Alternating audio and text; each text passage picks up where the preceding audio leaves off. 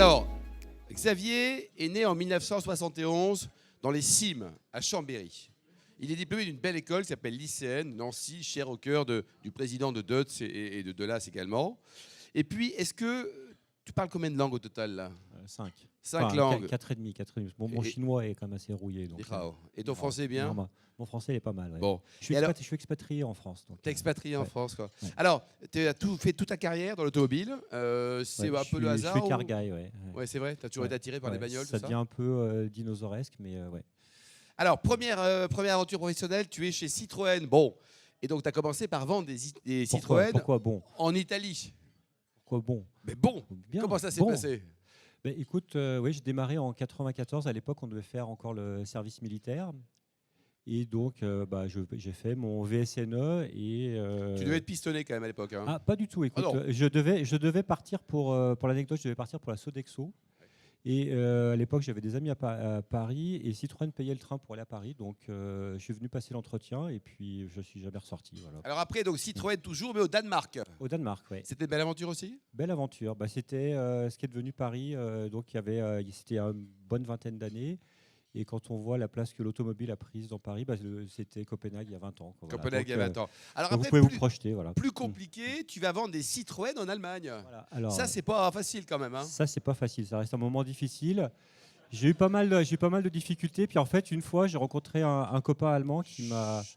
En fait, il m'a résumé ma situation. Et là, j'ai compris vraiment à quel point c'était difficile. Il m'a dit, tu vois, quand tu veux vendre des voitures françaises à un Allemand, imagine le même Allemand qui est fabricant de fromage allemand et qui va voir des Français et qui veut les convaincre que son fromage est meilleur que les fromages français. Facile, quoi. Une fois que j'ai compris ça, finalement, ça m'a éclairé sur pas mal de choses, sur la difficulté. Effectivement, c'était pas un cadeau, mais aussi sur le fait que ça sert à rien de faire comme les locaux. Il faut que tu te différencies. Il faut que tu trouves.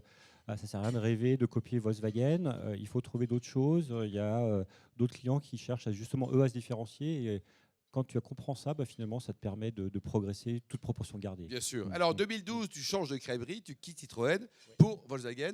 Pourquoi ce changement? Tu avais envie de travailler dans une vraie maison Non, fin 2011, en fait, j'ai 40 ans, j'aime pas les Harley, donc midlife crisis. Il fallait que je fasse quelque chose. Donc, à l'époque, le PSA qui est devenu Stellantis, c'était un groupe qui a eu un retournement assez spectaculaire. À l'époque, c'était pas vraiment, c'était plus compliqué, c'était plus difficile. Moi, j'avais du mal à me projeter.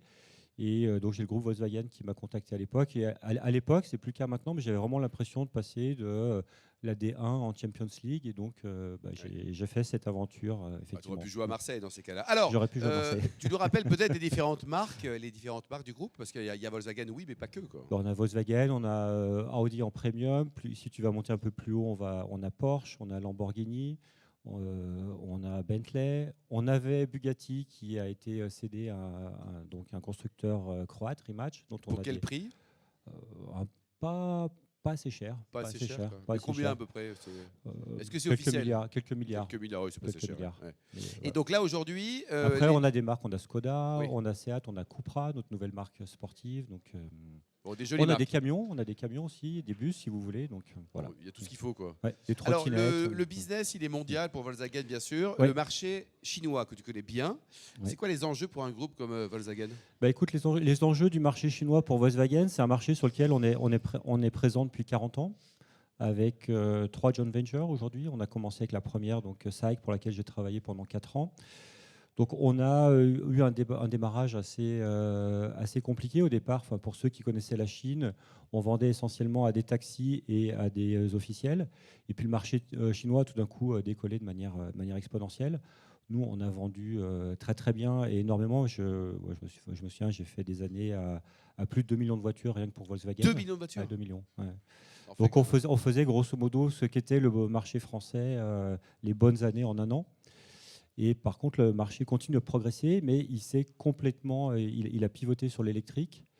Et les constructeurs chinois sont devenus très très puissants, donc ça a été planifié. Moi, j'ai vu déjà ces phénomènes en étant, donc j'étais jusqu'à fin 2021.